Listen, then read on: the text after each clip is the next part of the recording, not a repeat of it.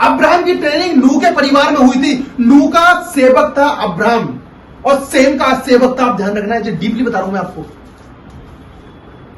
जो नूह था, नूह जानते कौन था? नूह की कश्ती जिसने जहाज बनाया था, उसके अंडर में क्या कहता अब्राहम स्टडी करता था। वो परमेश्वर के वचन को सुनता। उस टाइम पर कोई भी ऐसा व्यक्ति नहीं था जो परमेश्वर को जानता हो।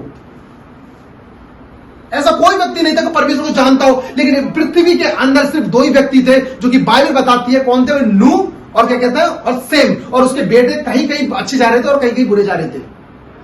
परमेश्वर के दास ने, किसने? अब्राहम ने वहां स्टडी ली, वहां परमेश्वर के ज्ञान को समझा, परमेश्वर की बातों को समझा। जब उसके बाद 30 साल के बाद उसने मिनिस्ट्री स्टार्ट करी, क्या कहता है अब्राहम ने। उस अब्राहम को परमेश्वर ने हर एक आग के जंजल से बचाया। वो परमेश्वर के उसके साथ रहा करता था। परमेश्वर ने उसको बहुत सारी आशीष दी। क्या कारण हुआ कि उसका बेटा, जो इकलौता बेटा, प्रतिज्ञा का बेटा, जो आत्मा से जन्मा हुआ बेटा, वो क्या बोलते हैं निसंतान था। आपने कभी नहीं सुना? 20 साल तक उसके संतान पैदा ना हुई। आपको 20 साल ऐसे लगते हैं ना कि 20 साल वो बोल दिए, जिसके जीवन में गुजरते हैं ना 20 साल, उसको पता रहती है 20 साल होते क्या है। मुझे 4 महीने हुए, हम दोनों को 4 महीने चर्चा हुए, लेकिन ऐसा लगता है कि हमने कितनी बड़ी लड़ाई लड़ी है। हम जानते हैं। ये ना मेरे पैर में तलवे दुख रहे मेरे, ये अब बिलीव करो, प्रार्थना करते करते तलवे दुख रहे, हानि हो जा रहा है, इसलिए मैं घूम रहा, ऐसा वो कर रहा हूं मैं करके। हमने कैसे लड़ाई लड़ी है। आप नहीं जानते कि हम तुम्हारे पीछे क्या कर रहे हैं, फैमिली के लिए क्या कर रहे हैं।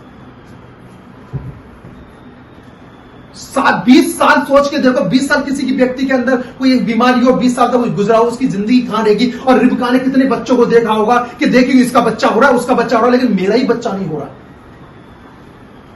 सोचने वाली बात है कि अब्राहम का क्या कहता है, अब्राहम को चुना हुआ और उसकी संतान जो आइजक थी, जो प्रतिज्ञा की संतान थी, जो परमेश्वर ने उसको क्या बोलते हैं प्रतिज्ञा दी थी कि तेरी संतान से बालू की किनके के समझ रहे, धूल के किनके जो होते हैं उतनी तेरी संतान होगी। और उसके अभी तक क्या बोलते हैं कोई संतान पैदा ना हो रही थी। 20 साल तक वो कैसे रहा होगा, उसकी आत्मिकता कहां रही होगी। हालेलुया। आपको लगता है कि 20 साल, आपको लगता है कि आपकी आपकी प्रॉब्लम कितनी बड़ी है। उन लोगों को देखो जो लेजेंड रहे हैं, उनकी लाइफ को देखो, उन्होंने कितना दुख झेला होगा, कितनी बदनामी झेलेंगी। लोगों ने बोला होगा कि तेरे बच्चे क्यों ना रहे, तू छोड़ दे, तू शादी कर ले अलग, लेकिन वो एक तन और एक मन रहे थे वो।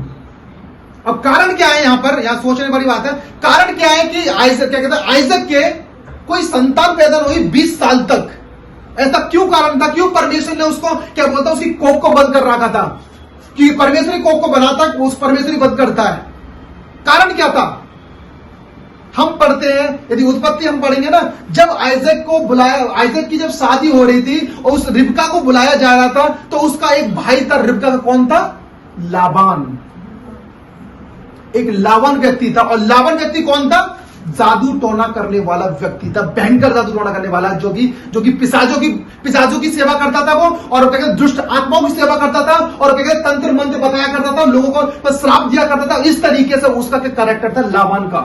आप सुनना इस बात को। उस लाबान ने बोला कि मेरी बहन तू अधिमाता हो, सारी जनरेशन की, बहुत सारी जनरेशन की, उसे आशीर्वाद दे रहा, उसे ब्लेस कर रहा उसे।